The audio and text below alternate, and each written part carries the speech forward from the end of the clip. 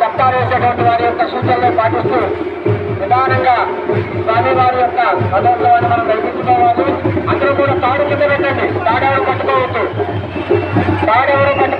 రథం మధ్య తాడు మధ్య ఉన్నటువంటి వాడు బయటకు వెళ్ళాలి. తాడు మధ్య దైవునికి కింద పెట్టేసేయండి. అందరూ కూడా ఇప్పుడు స్వామివారికి అత్యంత ఇష్టమైనటువంటి మంత్రాన్ని జపిస్తారు. తాడు కింద పెట్టేసేయండి, ఎవరు తాడు పట్టుకోవద్దు, ఎవరు తొందరపడద్దు, సమన్వయం పాటించండి. మెల్లగా నిదానంగా గోవింద, ఇంకొద్దిగా గోవింద, అందరూ చెప్పండి గోవింద.